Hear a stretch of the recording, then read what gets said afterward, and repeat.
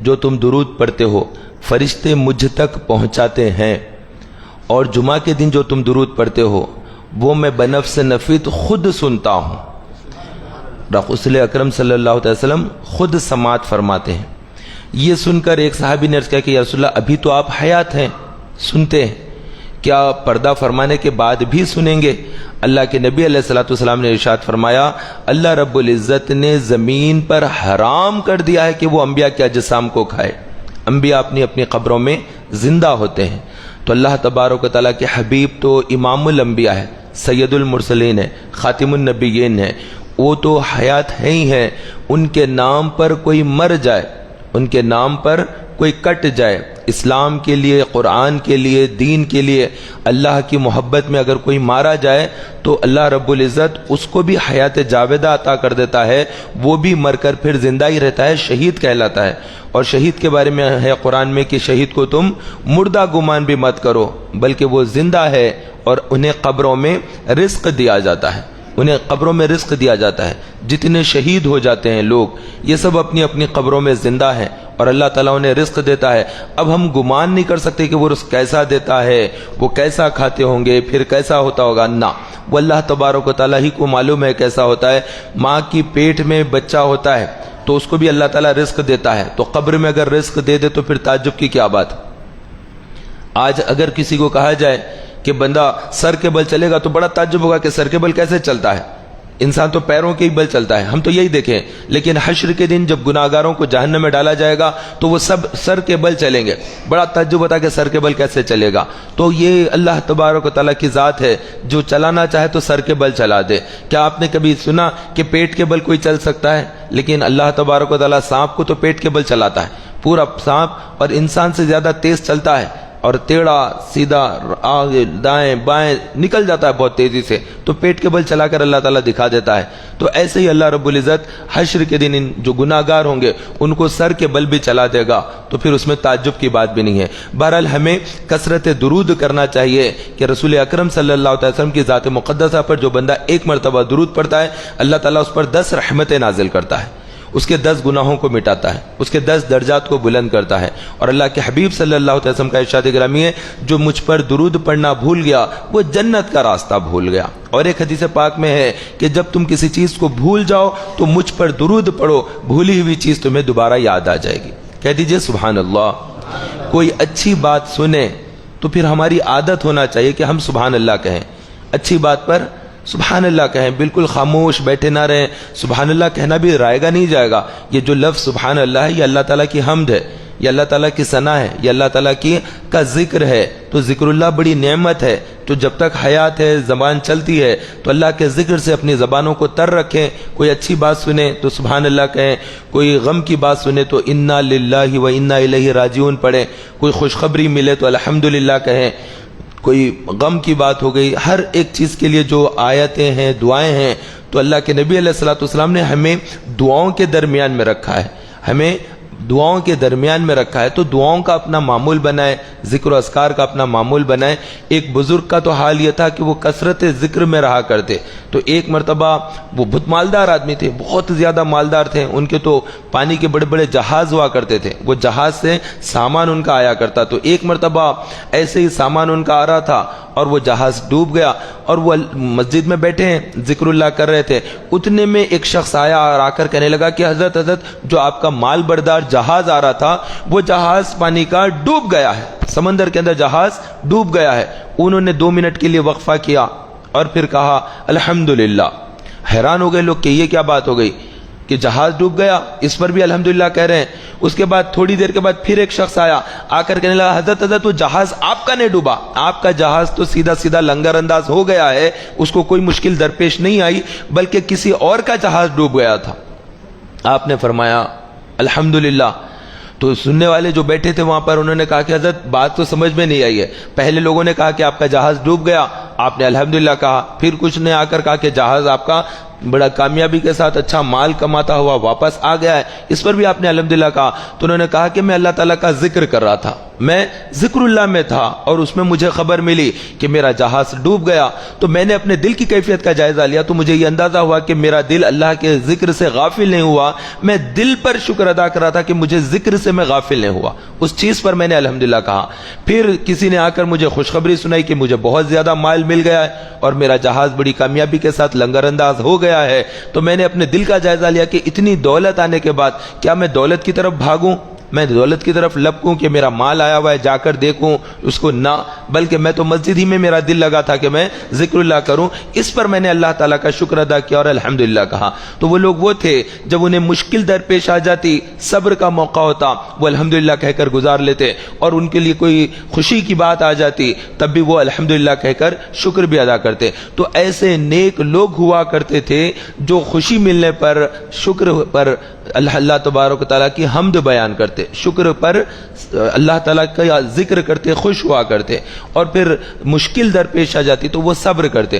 شکر اور صبر کے درمیان میں ہماری زندگیاں ہیں، لیکن ہم نے نہ کوئی مصیبت آنے پر صبر کریں گے، نہ کوئی خوشی ملنے پر اللہ کا شکر ادا کریں گے۔ ناشکری ہمارے اندر طبیعتوں میں آ گئی ہے۔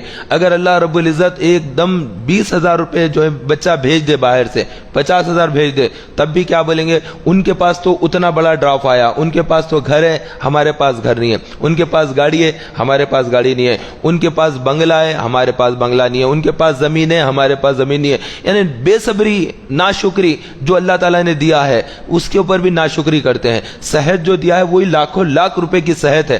کتنے لوگ دواخانوں میں ہیں، اگر دواخانے والوں کو دیکھیں گے تو جب اندازہ ہوگا کہ ہم جو روڈ پر پھر رہے ہیں یہ اللہ تعالیٰ کی نعمت ہے، جو ہم مسجد کے اندر آ کر بیٹھے یہ اللہ تعالیٰ کی نعمت ہے۔ ہمیں بالکل اندازہ نہیں ہے کہ جس وقت ہم یہ جو مسجد کے اندر بیٹھے ہیں اللہ کا ذکر کر رہے ہیں اور سن رہے ہیں، یہ بہت بڑی نعمت ہے۔ ہزاروں ہزار لوگ ہیں جو نماز پڑھنا چاہتے ہیں لیکن وہ جیل کے اندر بند ہے، نماز نہیں پڑھ سکتے ہیں، زبردستی انہیں قید کر دیا گیا ہے۔ ان کا گناہ نہیں ہے، وہ جرم نہیں کیے، وہ مجرم نہیں ہے، انہیں پھنسا دیا گیا، انہیں مشکلوں میں ڈال دیا گیا ہے، جھوٹے کیس بک کر دیے گئے، ان کے پاس وکیل کے لیے پیسہ نہیں ہے، وہ روتے ہیں، پڑھتے ہیں، تڑپتے ہیں، مطلب پھنس گئے ہیں کچھ لوگ۔ تو ان کو دیکھیں تو سمجھ میں آئے گا کہ کتنی بڑی نعمت ہے، ہم آزادی سے گھوم رہے ہیں، یہ اللہ کی نعمت ہے، لیکن ہم اس کا شکر ادا نہیں کر سکتے کیونکہ ہم بھولے بیٹھے ہیں، غافل ہیں ہم لوگ۔ ایسے ہی کتنے لوگ دواخانوں میں زیر علاج ہے، وہ کہاں سے جمعہ پڑھیں گے، بستر پر تو جمعہ نہیں ہوتا، وہ اگر نماز پڑھنا ہے انہیں تو ظہر کی نماز پڑھنا پڑے گا۔ جو لوگ دواخانوں میں زیر علاج ہے تو وہ لوگ جمعہ نہیں پڑھ سکتے، جمعہ کے لیے شرط ہے کہ وہ مسجد کے اندر آئے، مجمع کے ساتھ ہی جمعہ جہاں پر ہوتا وہاں پر پڑھیں گے۔ اپنی جگہ پر اگر پڑھنا ہوگا تو وہاں پر جمعے کی بجائے وہ کیا پڑھیں گے، ظہر کی نماز پڑھیں گے۔ ایسے ہی کبھی کسی کی نماز چھوٹ جائے، اللہ نہ کرے سفر میں تھے واپس آئے اور پھر چھوٹ گئی نماز، اب دیر سے پہنچے تو اب کیا کرے۔ ایسے ہی اگر کوئی دیر سے آ جائے تو وہ جمعہ کی جگہ 2 رکعت کی جگہ 4 رکعت ظہر کی نماز پڑھے گا، معافی بھی مانگے گا۔ اور ایسے اگر 5 آدمی 6 آدمی مل کر کار میں گئے تھے، واپس شہر میں آئے تک نماز ہو گئی، 1 بجے کی، 1:30 بجے کی، 2 بجے کی، 2:30 بجے کی، 3 بجے کی، سب نمازیں جمعہ کی ادا ہو گئی۔ اب ہمارے پاس جمعہ پڑھنے کے لیے وقت نہیں رہا، ظہر کا وقت ہے لیکن جمعہ مساجد میں ہو گیا ہے، ایسی اگر کنڈیشن ہو جائے تو پھر کیا کرے، 4 رکعت ظہر کی پڑھے، لیکن چونکہ جمعہ کا دن ہے، جمعہ کا ادب ہے، لہذا ظہر کی جماعت نہیں کر سکتے۔ علماء نے فرمایا کہ ظہر تنہا سب اپنی اپنی پڑھ لے، اور اگر مسافرت کی حالت میں ہے، سفر کی حالت میں ہے تو 4 رکعت کی جگہ 2 رکعت نماز پڑھنا ہوتا ہے۔ جو 92 کلومیٹر کے سفر پر ہے، اپنا شہر، اپنی بستی، اپنا گاؤں، اپنی رہائش گاہ کو چھوڑ کر جس جگہ پر جا رہا ہے وہ 92 کلومیٹر کا سفر ہے تو وہ مسافرت کی حالت ہوگی۔ 4 رکعت نماز اگر تنہا پڑھے گا تو گناہگار ہوگا۔ 4 رکعت کی جگہ ظہر کی نماز، عصر کی نماز اور عشاء کی نماز 2 رکعت پڑھے گا، 4 رکعت نہیں۔ مسافر کے لیے 4 رکعت کی جگہ کتنی رکعت پڑھنا ہوتا ہے، 2 رکعت۔ سنتیں پڑھ سکتے ہیں، نوافل پڑھ سکتے ہیں، اس کے اندر کوئی حرج نہیں ہے۔ واجب نماز جو عشاء کی ہوتی ہے وہ تو پڑھنا ہی ہوتا ہے کیونکہ واجب ہے وہ چیز۔ واجب کا مطلب لازم، فرض کا مطلب وہ بہت زیادہ ضروری، انتہا درجے کی ضروری۔ تو فرض سب سے اوپر ہوتا ہے، فرض کے نیچے کا جو درجہ ہے وہ واجب ہے، واجب کے نیچے جو ہوتا ہے وہ سنت مؤکدہ۔ مؤکدہ کا مطلب تاکید والی سنت، جیسے فجر کی 2 رکعت سنت ہے، یہ تاکید والی سنت ہے۔ اس کے بعد سنت غیر مؤکدہ، جیسے عصر کی 4 رکعت ہے کہ عصر کی 4 رکعت سنت نہ پڑے گا تو بندہ گناہگار نہیں ہوگا۔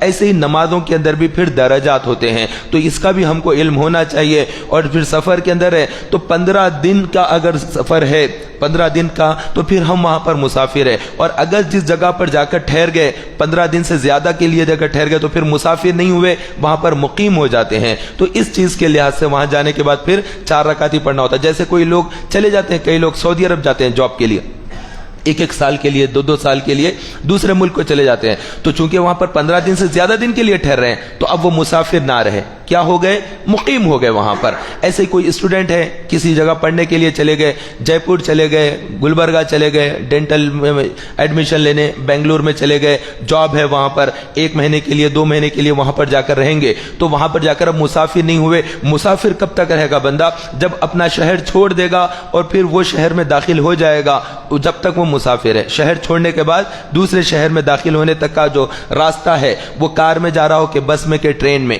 وہ پورا راستہ وہ مسافر ہوگا۔ اب وہاں پر نماز پڑھے گا تو وہ 4 رکعت کب پڑھے گا؟ امام کے پیچھے اگر نماز مل جاتی ہے، بعض دفعہ ایسا ہوتا ہے کہ ہم کسی گاؤں میں جاتے ہیں تو وہاں پر جماعت ٹھہری ہوتی ہے، امام کے پیچھے ہم نماز پڑھ رہے ہیں تو امام 4 رکعت نماز پڑھیں گے عصر کی، تو ہم بھی پیچھے 4 رکعت پڑھیں گے، لیکن امام کے پیچھے نہیں ملی، امام نے سلام پھیر دیا تھا، اس کے بعد ہم وضو کر کے مسجد میں داخل ہوئے تھے، ہم مسافر ہیں، تو ایسی حالت میں 4 رکعت کی جگہ 2 رکعت پڑھیں گے، اور اگر 2 کی جگہ 4 رکعت پڑھیں گے تو گناہ گار ہوں گے۔ یہ مسافر کے لیے نماز ہے، تو مسافر کی نماز الگ ہوتی ہے، جنازے کی نماز الگ ہوتی ہے، مسافر کی نماز الگ ہوتی ہے، یہ تو تہجد کی نماز ہوتی ہے، اس کا الگ حکم ہے کہ ہر چیز کا ایک الگ ہے۔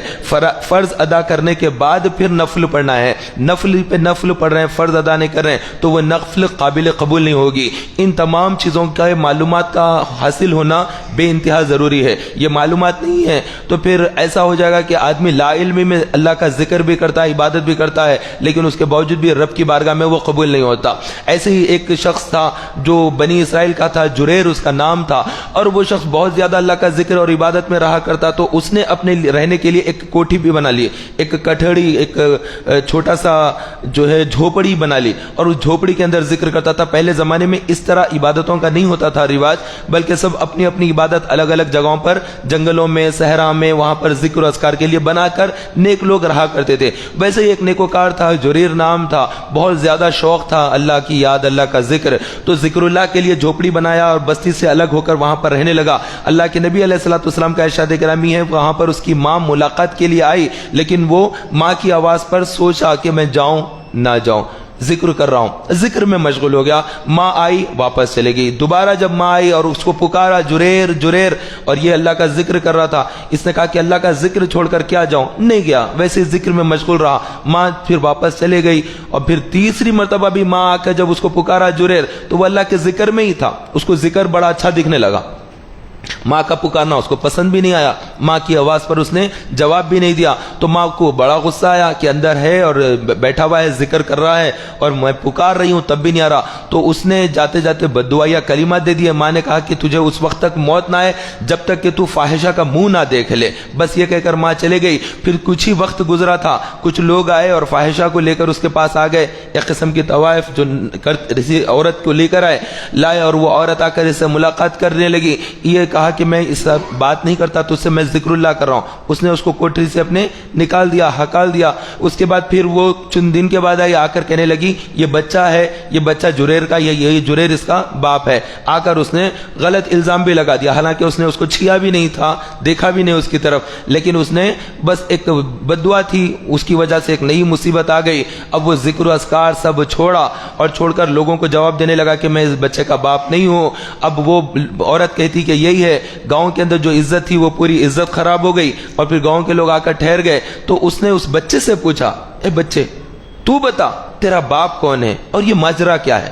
بس اللہ کا نیک بندہ تھا، ذکر اذکار کرتا تھا، بھروسہ کیا، اور یہ اس طرح سے یہ بات جب اس نے بچے سے ہی پوچھی تو دودھ پیتا شیرخوار بچہ تھا، اس بچے نے، بنی اسرائیل کے اس کمسن بچے نے بات کی اور کہا کہ یہ شخص میرا باپ نہیں ہے، میرا باپ کوئی اور ہے، لیکن میری ماں اس کے اوپر جھوٹا الزام لگا رہی ہے، اور یہ اس کے لیے جو اس کی ماں جو بددعا دی تھی وہ بددعا ہے جو یہاں پر یہ اس طرح سے رسوا ہو رہا ہے۔ تو اللہ کے نبی علیہ السلام نے فرمایا کہ اگر اس کو علم ہوتا تو وہ یہ حرکت نہ کرتا. یعنی ماں اگر پکارے تو آپ ذکر کر رہے ہیں، میں قرآن پڑھ رہا ہوں، میں نماز پڑھ رہا ہوں، نہ، آپ قرآن پڑھ رہے ہیں، قرآن رکھ دیجئے، آپ ماں کے پاس چلے جائیے. آپ نماز پڑھ رہے ہیں، نماز توڑ دیجئے، آپ اپنی ماں کے پاس چلے جائیے. وہ حکم اور زیادہ بڑا ہے، کیونکہ قرآن میں آپ پڑھ رہے ہیں، نماز پڑھ رہے ہیں، تو جس کی لیے نماز پڑھ رہے ہیں، جس رب کے لیے قرآن پڑھ رہے ہیں، وہ رب کا حکم ہے کہ تم اپنے ماں باپ کی اطاعت کرو. تو سب سے پہلے ماں کا حکم آتا ہے. تو مخلوق کے اندر جتنے لوگ ہیں اس میں جس کا زیادہ حق بنتا ہے وہ حق ماں کا ہے. آپ کی مالکن آپ کی ماں ہے، وہ آپ کی اونر ہے. وہ آپ اونرشپ کس کے پاس ہے؟ آپ کی ماں کے پاس آپ کی اونرشپ ہے. تو جو اونر ہوتا ہے وہ جو کہتا ہے اس کو نیچے والے کو کرنا پڑتا ہے. تو جہاں پر اونرشپ ہے وہاں پر جھک جانا پڑتا ہے، اور وہ آرڈر دیتے ہیں تو اس کو ایکسیپٹ کرنا پڑتا ہے. اور نماز پڑھ رہے ہیں تو نماز کو توڑنا پڑتا ہے، اور ماں کا حکم آ گیا تو وہاں پر جانا پڑتا ہے. تو کیسے بدبخت ہے وہ لوگ جب ماں کا فون آتا ہے تو دیکھ کر، نام دیکھ کر بھی فون نہیں اٹھاتے ہیں. کیسے گناہگار ہے وہ لوگ. ماں آواز دیتی ہے تو اس کی بات سننے کو جاتے نہیں ہیں، وہ پکارتی ہے تو اس پر آواز نہیں دیتے، تو وہ بلاتی ہے تو جاتے نہیں، وہ سودا منگاتی ہے، جائز کام بولتی ہے تو کرنے کو تیار نہیں ہوتے ہیں. اللہ کے نبی علیہ الصلوۃ والسلام نے تو ارشاد فرمایا کہ ایسا ہوتا کاش کہ میں نماز کی حالت میں ہوتا، عشاء کی نماز پڑھتا، اللہ اکبر کہہ کر ہاتھ باندھ لیتا اور میں سورہ فاتحہ پڑھ رہا ہوتا، میری ماں مجھے پکارتی محمد، میں نماز توڑ دیتا اور اپنی ماں کے پاس چلا جاتا. تو نماز توڑ دیتے آقا کریم صلی اللہ علیہ وسلم اور اپنی ماں کے پاس تشریف لے جاتے. یہ فرمایا کہ ایسا اگر ہوتا تو میں یہ کرتا. تو یہ ہمارے لیے درس ہے، ہمارے لیے تدریس ہے، ہمارے لیے سمجھایا جا رہا ہے کہ ماں کا مقام اور مرتبہ اتنا بڑا ہے کہ اب آپ قرآن پڑھ رہے ہیں، ابھی میں ویڈیو دیکھ رہا ہوں اور ویڈیو جو ہے آگے بڑھ جائے گی، پیچھے ہٹ جائے گی، ڈسٹرب ہو جا رہا ہے، ماں پکار رہی ہے، کیا ہو گیا، کیا نادانی ہے. عورتیں ہوتی ہیں، بیٹیاں ہوتی ہیں، بہنیں ہوتی ہیں، ماں بلاتی ہے کہ ذرا پیاز کاٹ دینا تھا، ذرا گھر میں یہ کام کر دینا تھا، میں سالن بناتی ہوں، تم چاول بنا لینا تھا، روٹی تم ڈال لینا تھا، میں یہ کرتی ہوں. وہ بڑی تڑاق آواز کے ساتھ جواب دے دیتی ہے کہ میں نہیں کرتی. اگر نہیں کر سکتی ہے، کوئی تکلیف ہے، کوئی مجبوری ہے، کوئی دوسرا کام ہے، تو نرمی کے ساتھ ماں سے بولے. لیکن اتنا ہنگامہ کرتے ہوئے، جھڑکتے ہوئے ماں کو نہیں کرتی ہوں بلکہ جو بچی کا بولنا ہے یہ بھی غلط ہے. تو بچی اگر غلط بول رہی ہے تو آپ جا کے تیش میں آ کے انہیں دین کے خلاف کر رہی ہے، اسلام کے خلاف کر رہی ہے، آپ جا کر وہاں پر اس پر غصہ کریں گے، پھر آپ کی ماں آپ پر ناراض ہو جائے گی. تو وہ سب چیزوں میں نہیں، اس کو اکیلے میں نرمی سے سمجھائیں. اگر بہن غلط کر رہی ہے تو بہن کو ڈانٹ ڈپٹ کریں گے، یہ دین ایسا نہیں ہے، ماں کے ساتھ ایسا بات نہیں کرتے. پھر وہ چار پرانے باتیں سنائیں گی، تم بہت ماں کی بات کر رہے ہیں، تم جب کیا کرے تھے، جب کیا کرے تھے اور جب کیا کرے تھے. پھر نیا جھگڑا قائم ہو جائے گا. لہٰذا کسی کو جو ہے نیکی کی دعوت دینے سے پہلے اپنا خود کا بھی جائزہ لے لے، اور دوسرا کسی کو سمجھا رہے ہیں تو اس کے اندر نرمی ہونا چاہیے.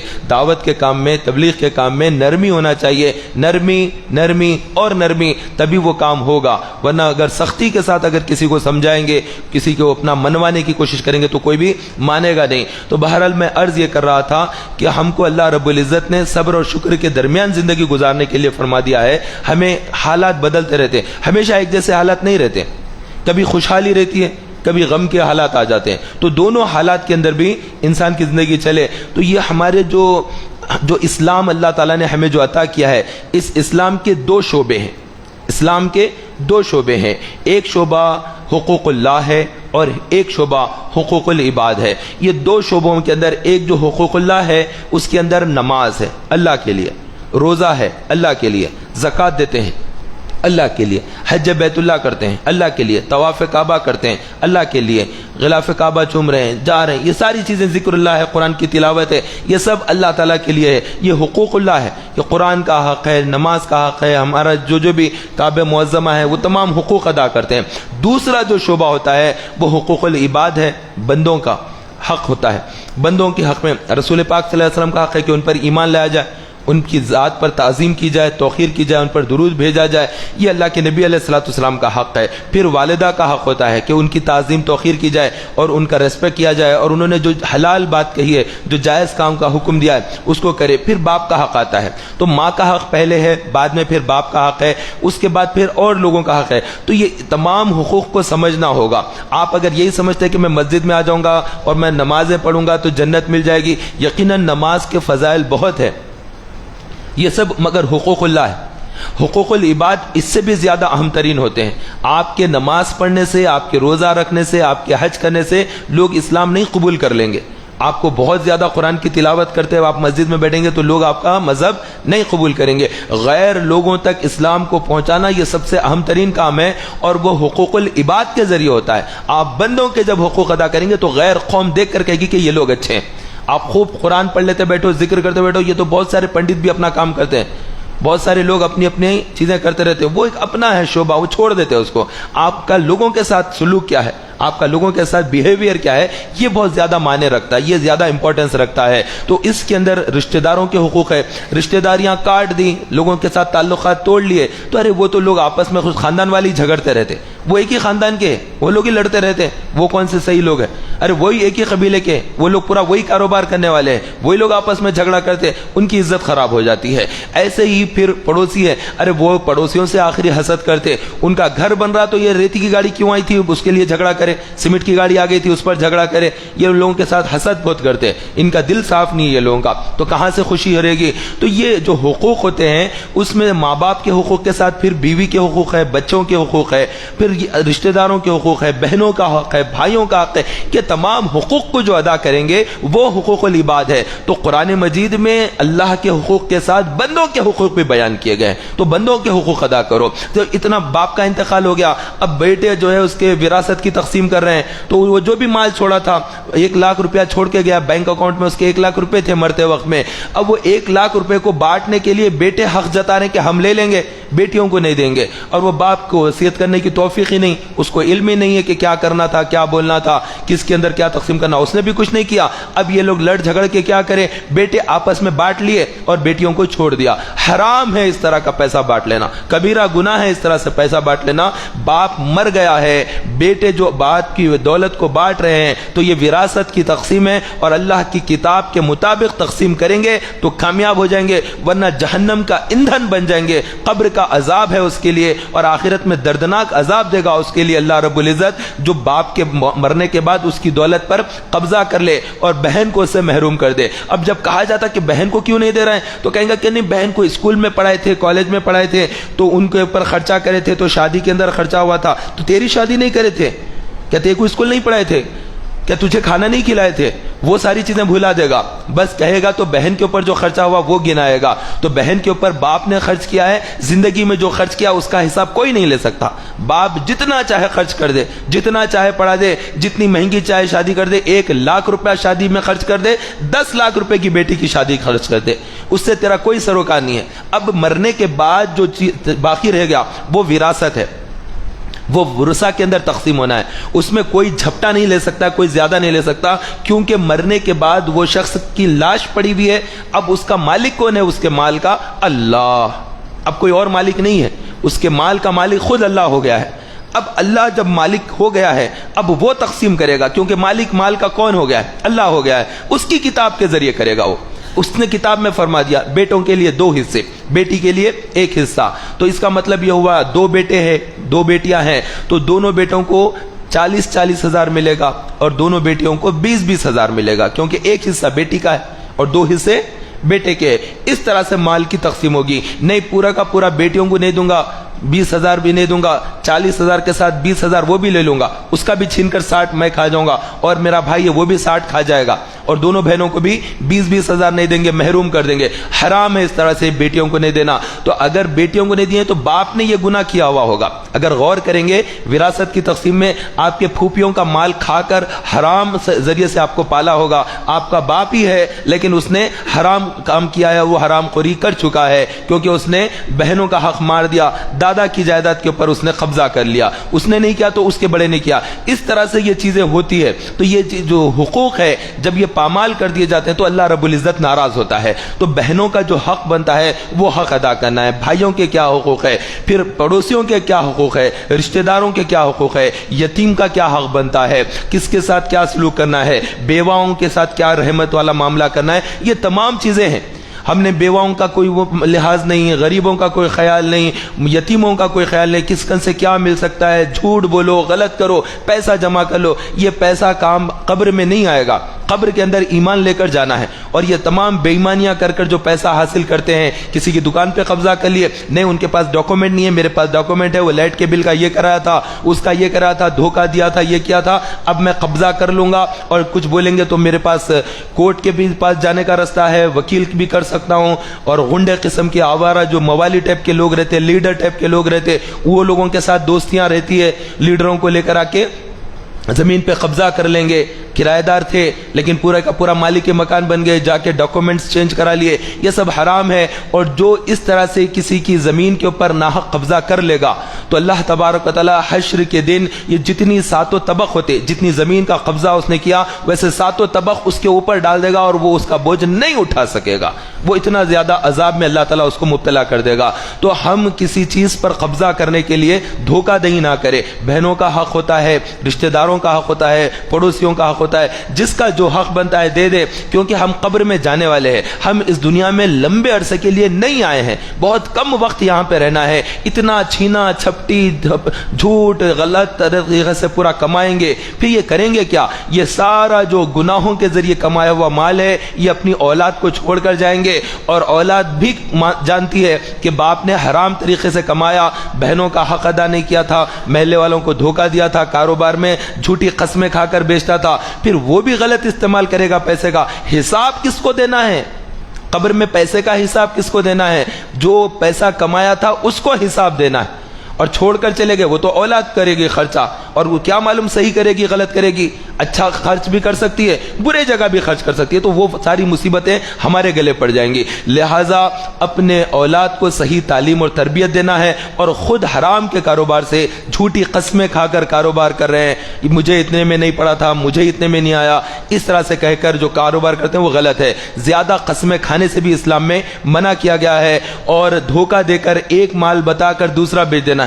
سامنے پورا سجا کر رکھے, اور پھر اٹھا کر جب تول رہے تھے تو پورا خراب چن کے ادھر ڈالے تھے, وہ جلدی جلدی ادھر کا پورا ڈال دیا, تھیلی میں ڈال کر اٹھا کر دے دیے. وہ اس طرح سے دھوکہ کر رہے ہیں. نہیں, آپ جو ہے جو قیمت بولے تو جو چیز مال دکھا رہے ہیں وہی مال رکھے. وہاں پر تو سامنے پورا ترکاری ہے, میوہ ہے, سب جمع کر جو ٹھیلے پہ رکھ دیے وہ خوبصورت رکھ دیے. کچرا قسم کا مال جو پھینک دینے کا ہوتا ہے وہ پورا ادھر رکھے, جیسے ہی کوئی خرید رہا فوری سے وہی اٹھا کے ڈال کے اس کو بیچ دیے. یہ بھی ایک قسم کا دھوکہ ہے. یا پھر جھوٹی گواہی دے کر پیسہ کمانا حرام ہے. اس طرح سے جھوٹی گواہی دینا لعنت ہے ایسے لوگوں پر جو کورٹ کے اندر جا کر جو نہیں دیکھا اس کو کہتے ہیں کہ میں نے دیکھا ہے, اور جو دیکھا ہے اس کو کہتے ہیں کہ نہیں مجھے نہیں معلوم, نہیں دیکھا ہے. تو یہ کبیرہ گناہ ہے. تو جھوٹی گواہی دینے والوں پر اللہ تعالیٰ کی لعنت ہے. تو یہ سودی کاروبار کرنے والوں پر اللہ کی لعنت ہے. تو سود کا کاروبار کرتے ہیں اور کہتے ہیں کہ نہیں میں بزنس میں پیسہ انویسٹ کیا ہوا ہوں. ارے بابا, کہاں کا بزنس, کہاں کا انویسٹ؟ آپ سودی کاروبار کرتے ہیں, آپ پکے سود خور ہیں. آپ 50,000 1,00,000 روپیہ وہاں پر دے کر ہر مہینہ 5,000 روپے لیتے ہیں, اور میں انویسٹ کیا ہوا کہتے ہیں.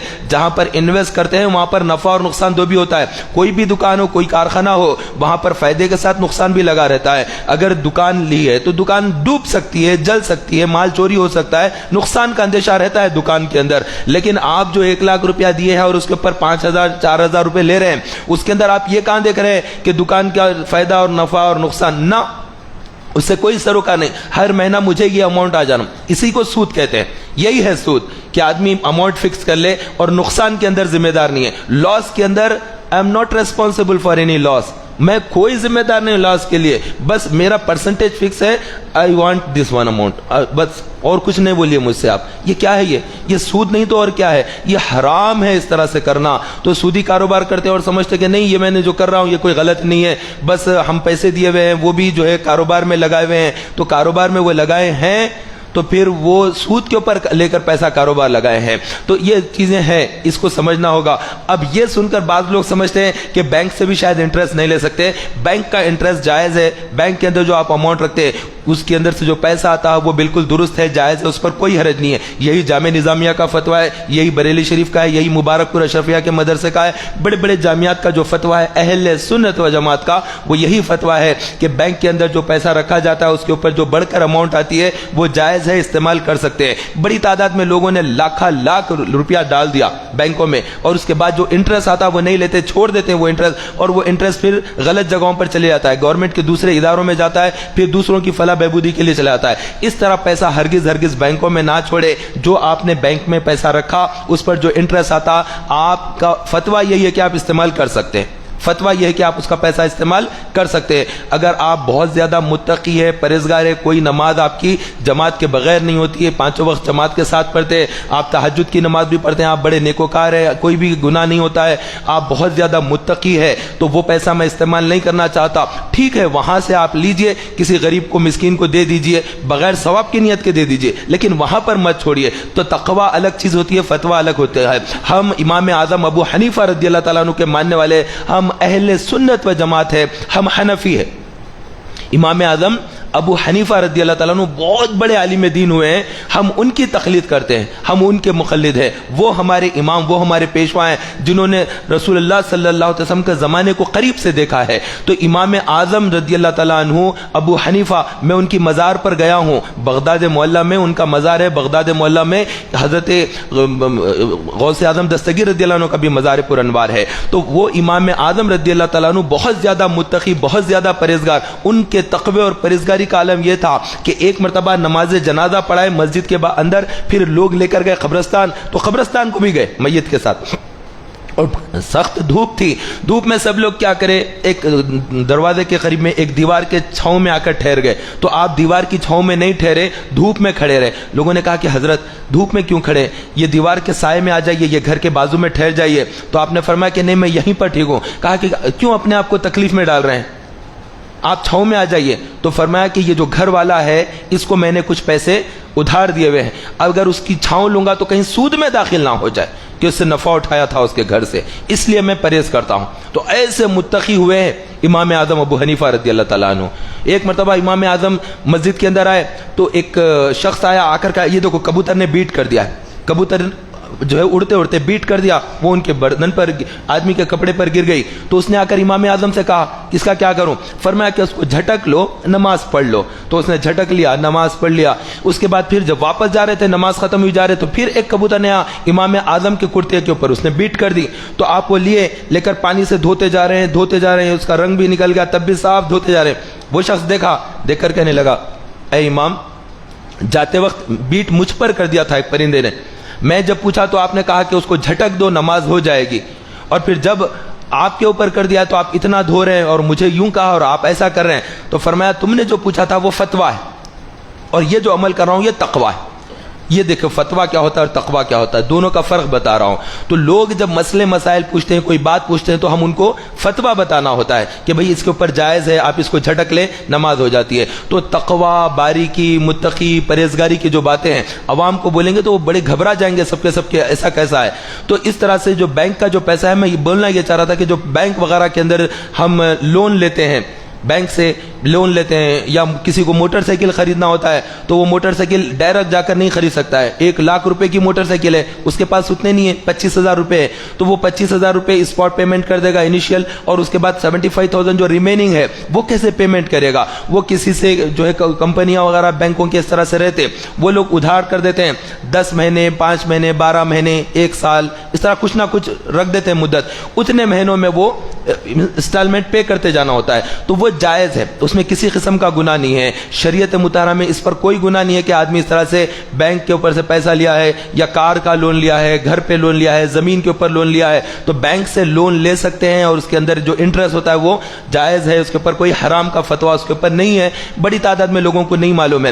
کسی مسلمان سے پیسہ لیا، اس پر پیسہ ایکسٹرا دے رہا ہے، یہ سود ہے اور یہ حرام ہے. تو یہ سود کا لینے والا بھی جہنمی ہے، سود کا دینے والا بھی، کیونکہ اللہ کے نبی علیہ الصلوۃ والسلام نے ارشاد فرمایا سود لینے والے پر اللہ کی لعنت، سود دینے والے پر اللہ کی لعنت، سودی کاروبار کو لکھنے والے پر بھی اللہ کی لعنت، اور سودی کاروبار کا جو بندہ گواہ بنتا ہے اس گواہ پر بھی اللہ کی لعنت. یعنی چاروں قسم کے لوگوں پر اللہ کی لعنت ہے. تو بہرحال یہ باریک باتیں تھیں، جو ضروری باتیں تھیں، آپ کی خدمت میں عرض کیا ہے. اللہ تبارک و تعالی ہمیں حقوق اللہ کے ساتھ حقوق العباد کو اچھے طور پر ادا کرنے کی توفیق عطا فرمائے. آمین بجاہ نبی الامین وصلی اللہ